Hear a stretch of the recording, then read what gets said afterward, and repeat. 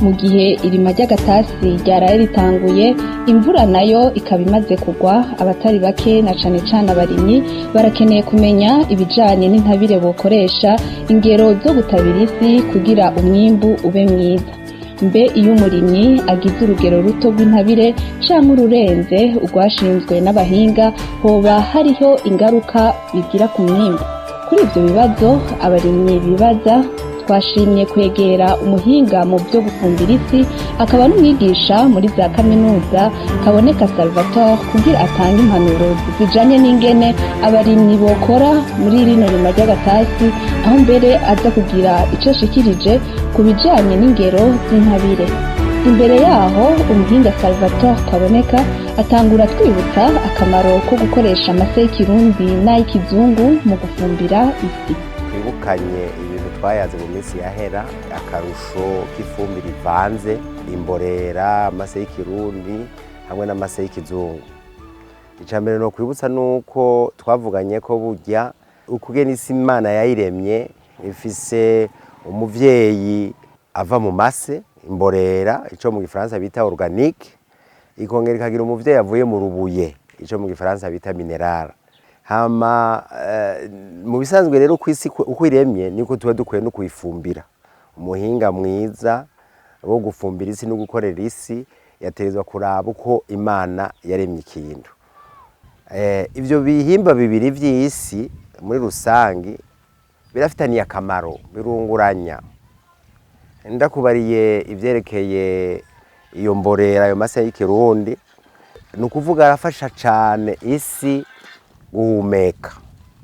Harya amase y'ikirundi yatuma isi igira imiheha, amazi agatembera akagaburira ibiterwa, imizi ikisanzura, umuyaga ugatembera, ibinyabuzima bigahumeka. Urumva irafise akamaro kanini cane, igafatira amazi cane cane muri ibi bihe dufise ingorane y'ibindagurika ry'ibihe. Hanyuma mu rundi ruhande bijya vyunyunyu biva mu rubuyebuye nagwo ibinyabuzima birayikoresha kugira ngo bihingura ayo mase, ico bita mineralisation. Urumva ni ibintu bifatanye cyane bitezwa kujana. Ari nuwo kubwira ati isi nziza mu bisanzwe si y'imborera gusa organique, oya, isi nziza kandi si iri minerali mu ivyo vyunyunyu n'urubuye gusa. Isi nziza iravanze, nabivuze neza, ni kabira mbiri. Ico ni cambere. Icya kabiri nagomba gushikiriza nibutsa nuko bizwi neza igitigiri c'ivyunyunyu igiterwa gikeneye kugira cimbuke.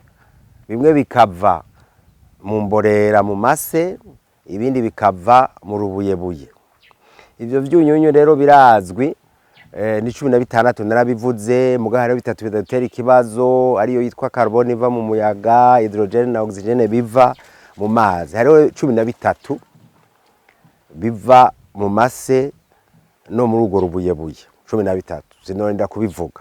Muga ico navuze nuko ukugire dufumbira isi muri ibihe iwacu mu minsi yahera twakoresha ivyunyunyu bitatu, ari byo azote, phosphore, potassium dukura muri DAP, KCl na ure. Mu minsi iheze rero harabonetse ihinguriro rishasha ariyo yitwa FOMI, yongeye ivyunyunyu bindi bibiri kuri ivyo bitatu, yongeye ico bita calcium na magnesium. Navuze yuko bishoboka nuko haba n'ibindi vyunyu.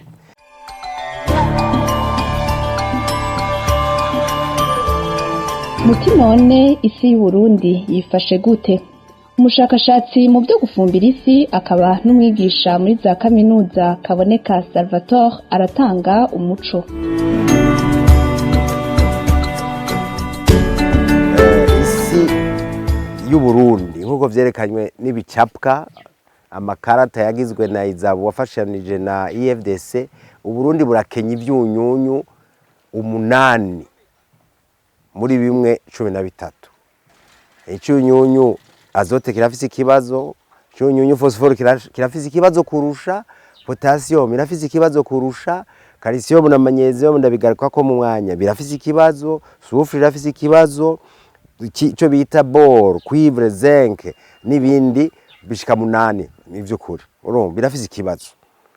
Rero uvyitegereje ushatse kuzana bitatu muri ivyo 8 9 bibuze, urumva nta ntambwe uburagira. turiko tuvuga tuti fomi yaragiza kunguko gato yongera ko 2 calcium na magnesium n'ibindi. Intambwe iracari ndende rero. Mu bisanzwe aya masi y'u Burundi nkuko vyerekanywe n'ivyo bicapwa nababwiye vyagizwe na Izabona IFDC turacafise intambwe ndende. Rero mvuga nti umuntu yoza n'ifumbire ryiza ngaha mu Burundi yoza n'ivyunyunyu 8-9 ni 9 mu bisanzwe kuko soufre nayishizemo.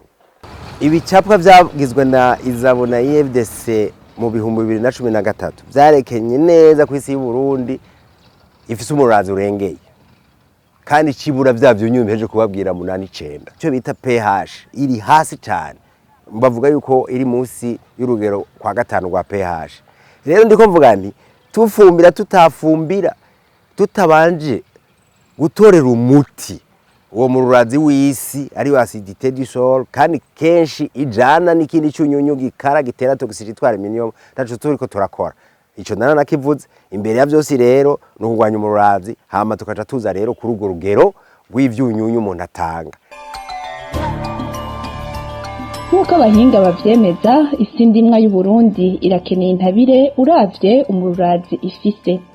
Ubwo none umuntu yofumbira isi ukavyumva canke hariho ingero yo kwisunga ukubahiriza ingero zashinzwe vyoba bifise ingaruka ku mwimbo. N'ubu nyene umuhinga Kaboneka Salvatore aratanga umuco. Uti mbega none urugero dufumbira rurafise ikibanza kinini mu kwimbura yego turetse ingene umuntu arima ingene ubagara amazi n'ibindi gupompa urugero dose d'application y'amangere urafise nibwo rutuma wimbura bike cyangwa wimbura byinshi kandi ivyo bintu bitezwa kumenyekana. Aha rero muce mu nkundira nje mu mategeko agenga ifumbire ry'isi ingene umuntu abungabunga uburyohe bw'isi ingene umuntu abungabunga isi kuvyerekeye ivyunyunyu birimo. Gufumbira isi burya nico kimwe n'ibindi byose birafise amategeko bikurikira. Gushika no munsi tuza amategeko 3. Itegeko rya mbere riza guhura na nshaka kibazo bambaza c'urugero bagita mu gifaransa la loi du minimum bakongera bakagita la loi des facteurs limitants. Hari umuntu yaritoye n'umudagi yitwa Liebig, Justice von Liebig ni mu bijana vya 19. Iryo tegeko mu ncamake rivuga iki? Rivuga yuko ndabihinduye mu Kirundi karahara mu ruganda ntibacura. Washaka ubigereranya na nujya mugani baca mu Kirundi kuvyerekeye ibitungwa inka ati inka ikamwa ico yariye. Bivuga iki rero? Ngubu ntanze akarorero bakubwiye bati ivyunyunyu tezwa gushira ku murimo uyu n'uyu ukitewa n'uyu binganuku. Wowe ukagabanya ukagira ikimanyu ukaderembeza ugatanga igice. Iyo tego rivuga yuko cha wimbura igice. Wimbura igice. Kuko nta utangisha dafise. Mbandanye wagomba nk'ubu ukaderembeza ugatanga ikimanyu umwimbu bikimanyu. Ico kirumvikana kandi iryo tegeko ntugire ngo riraba ryonyene ntiraba ibitego ntiraba uburimyi bwonyene no mu buzima busanzwe biriho. Iyo niyo tegeko yita la loi du minimum irakomeye cyane kuko ndi wihende urumva kubera ifumbira umuntu ashobora umunyagihugu ashobora kuba adafise amahera akwiye aragenda akagura ibiro 15 20 kuko arayo mahera ronse amuga akaba afise umurimo ngana gutya akaca yibaza yuko amemeze azoshobora kwimbura n'agahombo karengeye kuki kubera burya tufata igitego ngene gikura urubuto rwa rwifitiye ivyunyunyu bikwiye kugira ngo runage mugabo rumaze kunaga rutezwa kwambara amababi iyo ushize rero ivyunyunyu bike urashobora kumera igitego kiramera mugabo nticiyambike amababi kuko ayo mababi ni yaza gutanga ivyo dufungura naho ushizemo ibikwiye kugira ngo amababi aboneke igitego ciyambike bidakwiye ntigiza gushurika bidashuritse ntigizotanga intete niyo kiguhaye intete igihe udafite ivyunyunyu bikwiye ku rugero ruzwi inyandete usanga ataco zimaze zitaremereye bikwiye mu gifaransa bavyita poids de 1000 grammes bavuga yuko kugira ngo urabe ko igitegwa cashizemo neza cujuje uraba izo mbuto ukapima ugatora igihumbi ugapima ibiro vyavyo amagarama yavyo ico mvuze rero ugihaye bike kikugeza ku mababi ucongereje kiraguha amashugwe wongereje gatoyi urashika ku rutete ugashika ku mwimbu umemeze rero nico nashatse kuvuga umemeze ntacuronga akama umuntu atera rero nta kamaro na gatoyi kubona ko umuntu agenda akagura ifumbire ibiro bingana gutya akibaza ngo arashobora kumemega mu murima nakurikize urugero ruzwi kuko ndazi ko ivyo biharuro bihari mu babijejwe abarimyi navyayiza barabitanze nta kamaro na gatoyi ko kumemega gihe urugero ruzwi rukwiye niyo nkwimbura kuntu bayita la loi du minimum irakomeye cyane itegeko rya kabiri gitwa la loi de la restitution kuko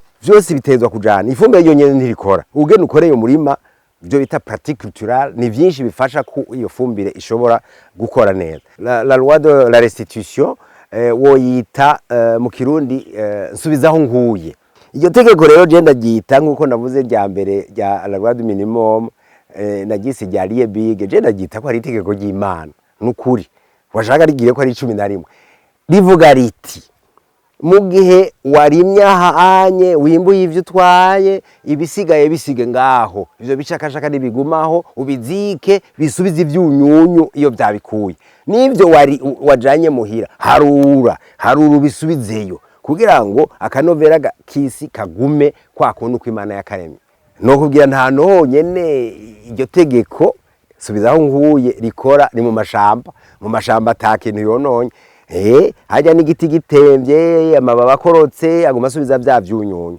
iyo tegeko rero riratugoye cyane ngaha mu Burundi ho birarengeje kuko kubera urabona nk'ibitoki amababi y'ibitoki mu bisanzwe yarakwiye kuguma mu nguru z'igitoki tusha tuyikoresha kuza mwikawa gusasira ikawa mu gifaransa bayita le transfert de fertilité urumva n'igicumuro mu bisanzwe uraba iryo tegeko kandi birajanye utibijanye kubera iki kubera igihe usubije nk'ivyo vyunyunyu muri ivyo vyatsi muri ivyo bishakashaka muri ivyo bitoki bisubizeyo bigutuma urondera ifumbire nkeya iza kongereza iyo akanovera kari muri iyo si iyo ni ya kabiri iya gatatu nayo yitwa la loi des accroissements ou excédents de rendement moins que proportionnel bayitirira umudagi yitwa Michel Rich rivuga yuko mu bisanzwe ntuba ukeneye kuronka umwimbu urengeye mwinshi bayita école maximaliste école productiviste ahubwo ubukeneye kuronka umwimbu utuma isi yawe itononekara kandi wunguka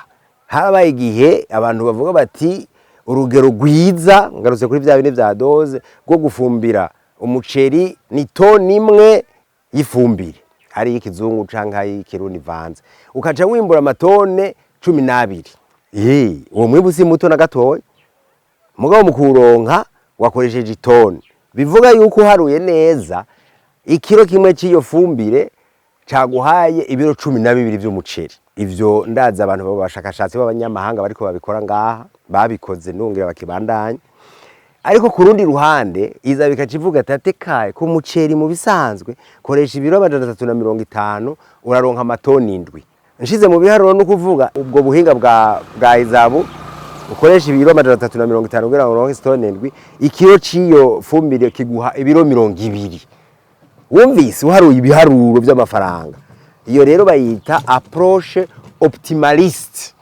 harimo ibintu byo guharura amafaranga harimo ibintu by'amafaranga bya economy nayo mategeko kwa atatu mugabo byo twashimikiye ko turisubiremo rya tegeko bavuga ati akarahara mu ruganda ntibacura ukihenda urugero rw'ifumbire ku gitego iki niki igitego kiraguhenda umwimbu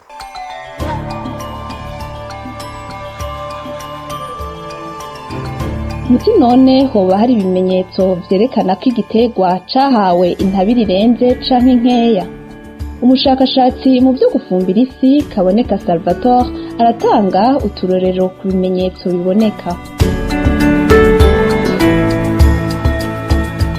mu bisanzwe by'ukuri ubwo buryo bukoresha ifumbire nyinshi ushobora guterana ibintu by'igitumbatumba salinite cyangwa ugasanga wononye isi mu bundi ruhande canke ibinyabuzima byononekaye igihe wahaye ifumbire idakwiye igitegwa dufatiye ku gitegwa c'ikigori muramaze kubona ko haraho gihinduka amababi ibara ry'amababi hajya kidafise ivyunyunyu bikwiye kiriyonka ukazubona amababi ari hasi yeruye yabaye n'ugwatsi na jaune kubera ivyunyunyu biri muri ayo mababi biza gufasha hejuru aho igitegwa kiriko kirakura bayita chlorose mu gifaransa urabibona mu ikawa, uzuraba ikawa aho uzona amababi asa na jaune kubera ivyunyunyu biraho vyaduze hejuru mu mababi yo hejuru ariko ararondera kugira ngo came. Iyo ni azote. Phosphore nayo muzoza mubona ku kigori amababi asa n'agahama. Aho ni mu gihe watanze ivyunyunyu bidakwiye. Kuko watanze ivyunyunyu bikwiye igiterwa c'ibigori kiguma gisa n'urwatsi rutoto gushika giheze. Igihe rero utatanze icyunyunyu phosphore gikwiye uzobona amababi yo hasi asa n'agahama. Ivyo murabaze kubibona ntiruva hiri. Nuko bivuga yuko rero iryo tegeko ari itegeko ngendegwako kuvyerekeye kwimbura ibiterwa. Ni itegeko batezwe gukurikiza kuko ukamemega nkuko nabivuze ntaco wimbura, ukareremvya ntaco wimbura, nugukwiza iyo doze nugukwiza ugo rugero. Mugabo nanavuze yuko urugero rwonyene rudakwiye nugukorera umurima nkuko bitezwe gusanzwe.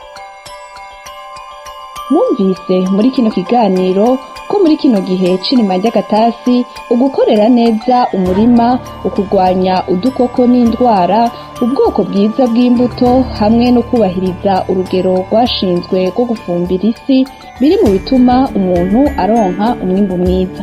Ugukoresha intabire idakwiye bituma umwimbu ugabanuka. Iyo intabire ibaye nyinshi naho vyonona isi. Reka tumushimire ku mwanya yaduhaye naho ubutaha.